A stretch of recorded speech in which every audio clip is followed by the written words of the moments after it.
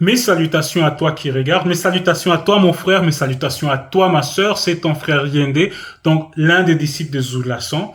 Comme tu le sais déjà, Zulasan c'est le seul enseignant dans cette réalité du visible, donc c'est l'un des deux, parce que voilà, on va revenir à ça plus tard. Mais aujourd'hui nous avons l'immense honneur de lire encore dans Kalatambale, donc le récit authentique, le livre de la vérité. Et comme à notre habitude, avant de commencer l'exhortation, avant que aujourd'hui nous allons lire dans Wunja encore, donc dans Ésaïe, donc dans Wunja, avant que ce livre magnifique puisse nous enseigner, avant que nous puissions faire ce voyage, il y a cette introduction comme à notre habitude. Je reviens tout de suite.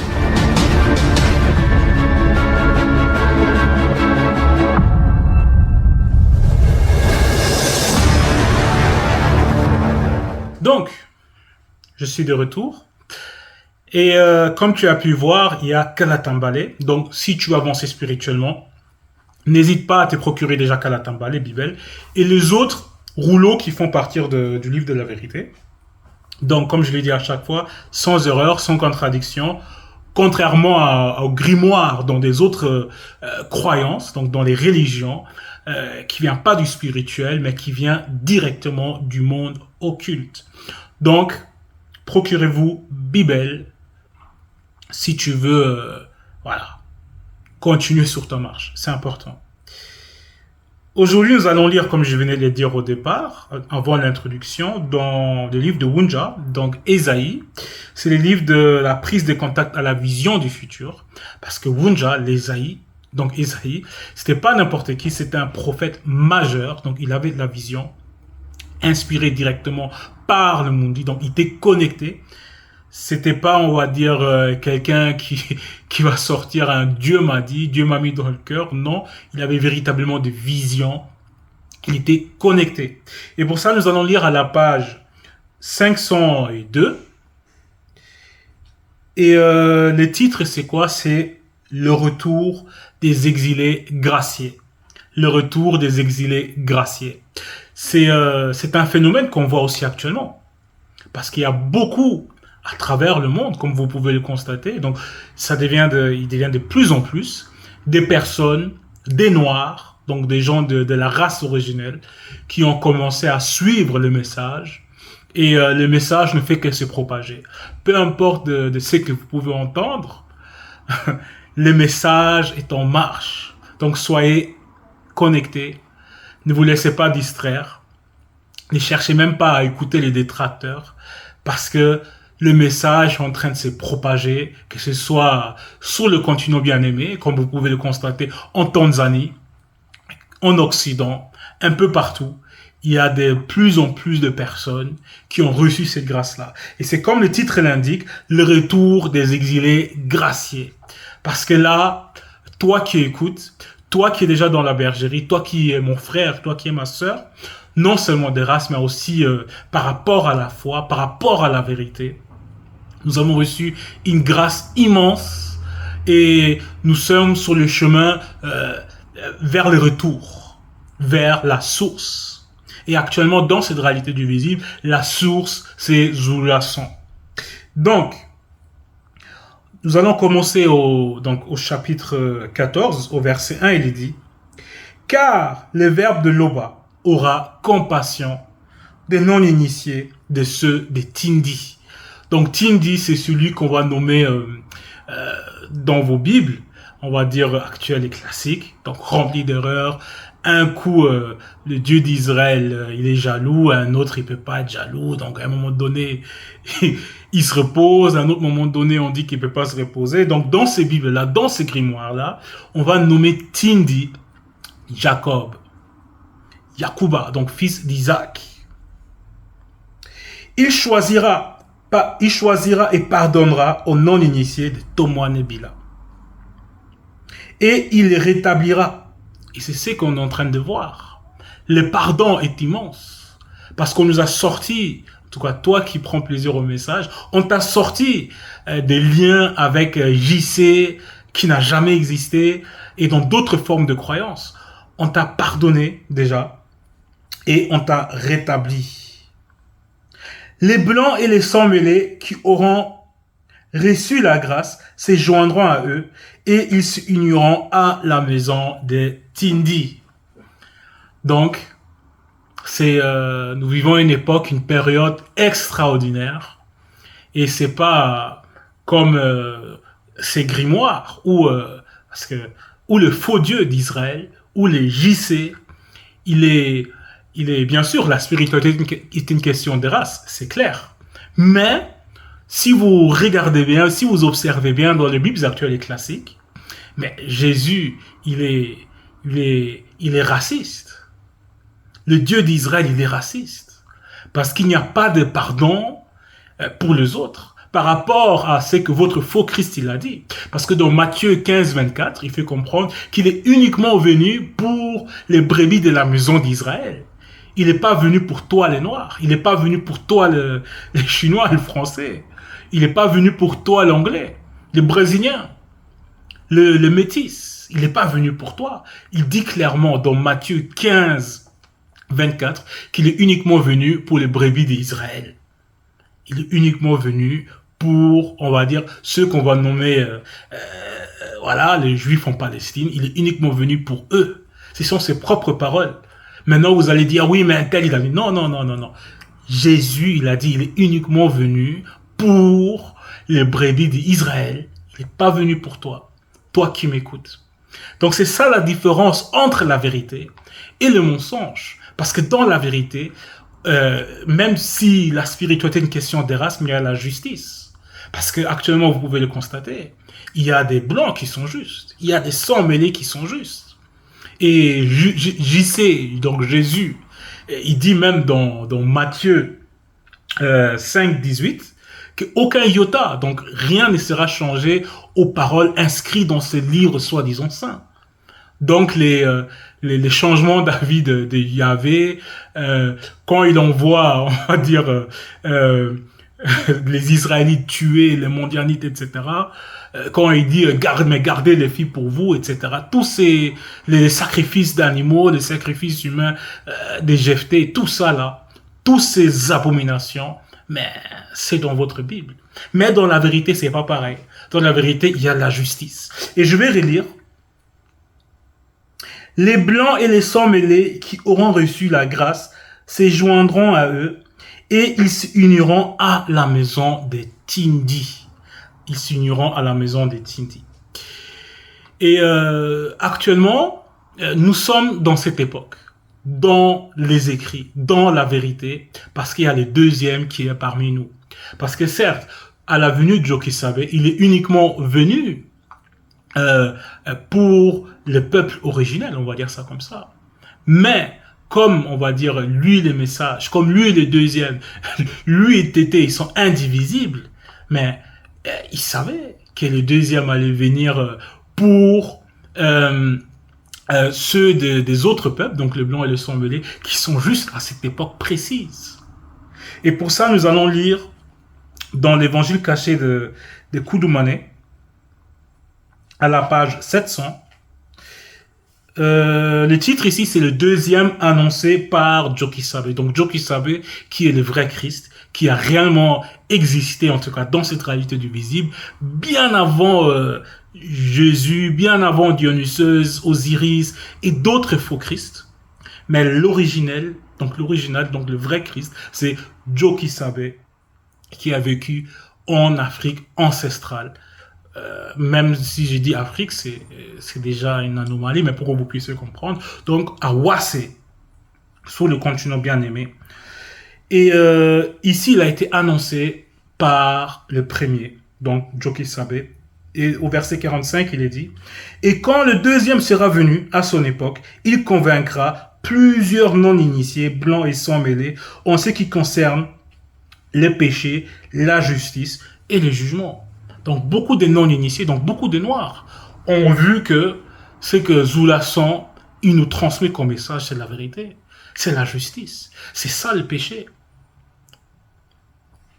Donc, il n'y a pas de racisme dans la spiritualité, il y a uniquement la justice. Maintenant, peut-être vous allez me demander, oui, mais avant la venue du deuxième, pourquoi ceux des autres peuples n'ont pas été sauvés. Mais dans vos propres Bibles, on parle dans Deutéronome 23:2 que jusqu'à la 10e génération, que l'étranger ne rentrera pas dans l'assemblée, on va dire, des Yahvé. Bon, ça c'est selon votre propre Bible, mais pour connaître la vérité, pour mieux comprendre, procure-toi Kalatambale et visionne les vidéos de Zulason. Maintenant, il faut comprendre que Mon, il a dit que chaque chose... Maintenant, il faut comprendre que Mon, il a dit que chaque chose en son temps, qu'il y a un temps pour tout. Donc, pour mieux comprendre ce temps extraordinaire dans lequel nous sommes actuellement, il est important que tu puisses te procurer Kalatambale pour comprendre pourquoi et comment c'est maintenant à la période du deuxième que le blanc et le sang mêlé ont accès, on va dire, de faire partir du peuple. Mais néanmoins, chez les initiés, bien avant que le deuxième se manifeste dans le visible, déjà Wunja, il avait prophétisé là-dessus par rapport au blanc et au sang mêlé. Donc pas uniquement Koudoumane avait parlé de ça, il y a aussi d'autres. Mais ici, comme nous sommes dans le livre de Wunja, nous allons lire dans Wunja 19:20 où il est dit. Donc 19:20, c'est la page 508 où il est dit. Donc pour celui qui veut un titre par rapport, c'est le désarroi des djinns non initiés.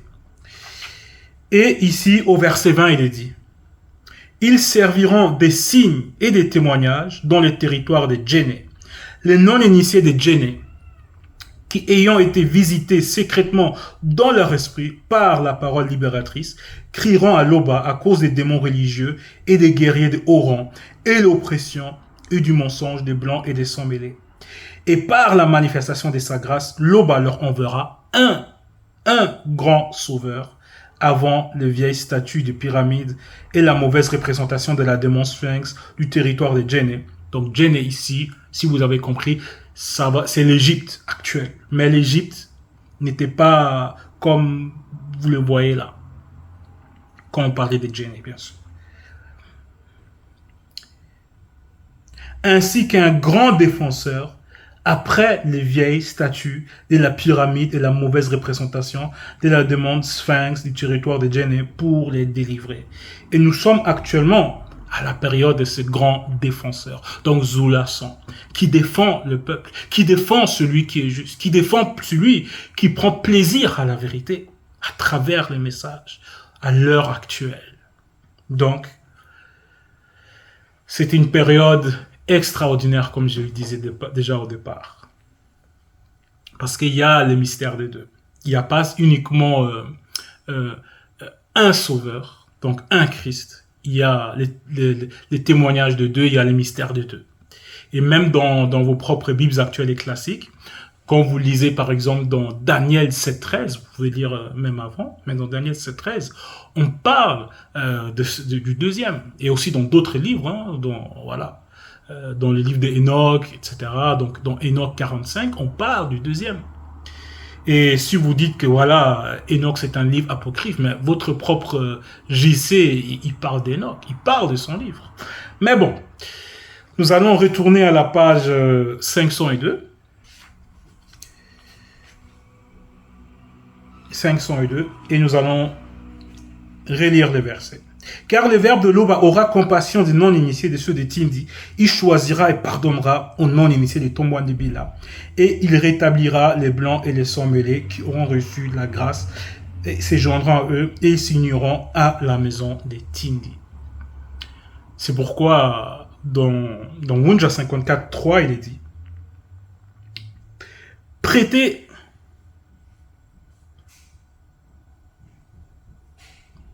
un instant. Voilà.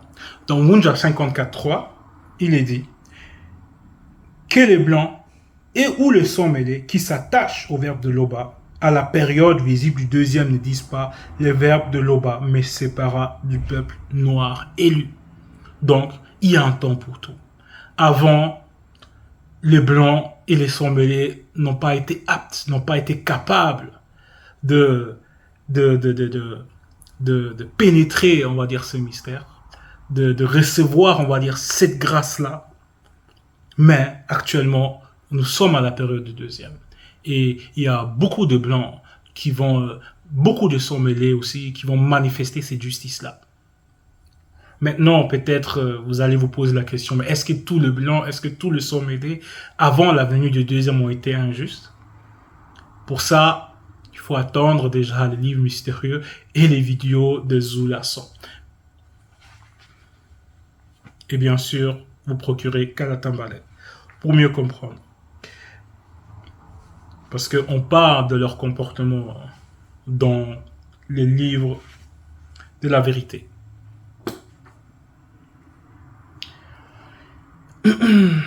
Nous allons retourner à la page 502. Au verset 2, il est dit: le peuple initié les prendront et les amèneront dans les temples sacrés après la purification. Voilà. Parce que ceux qui sont pleins d'initiation, ils savent, ils sont constamment nourris spirituellement. Donc, si tu as accepté le message, n'hésite pas à vouloir réellement faire partir de cette assemblée-là. Et tu verras ce qui se passe dans le secret par rapport à l'initiation. Et quand le verbe de Loba t'aurait donné du repos après tes fatigues et tes agitations, et après la dure servitude qui te fut imposée par les blancs et les sangs mêlés, alors tu prononceras ces chants contre les démons et contre le roi non initié de Djombel Amoudi, et tu diras: et quoi, les tyrans n'est plus, l'oppression a cessé. Parce que comme vous le savez, vous pouvez le constater, le peuple noir a été beaucoup oppressé durant une époque. Et avec la vérité, tout ça prend fin. Même il est dit, vous connaîtrez la vérité vous rendra libre. Verset 5. Mundi Mabekoke Sedi a brisé spirituellement les bâtons des méchants, la verge des dominateurs. Parce qu'il y a plusieurs peuples, il y a plusieurs consciences qui ont cherché à dominer le peuple non initié noir. C'est lui qui est dans sa fureur, frappé spirituellement avec ses guerriers le peuple, par des coups sans relâche. Celui qui, dans sa colère, subjuguait les blancs et les sangs mêlés et poursuivit son ménagement. Tous ceux connus de la terre, jouissant du repos et de la paix, on éclate en chant d'allégresse. Les cypres même, les cèdres, se réjouissent de ta chute. Depuis que tu es tombé, personne ne monte pour nous abattre. Ici, on nous parle de la fin d'un cycle. C'est la fin d'un cycle. C'est la fin des liens occultes qui nous ont empêchés à avancer spirituellement. Parce que le défenseur est là, le libérateur est là. Et cette force-là qui t'a dominé, qui nous a dominé auparavant, n'a plus lieu d'être. L'Oba est constamment glorifié, ainsi soit-il.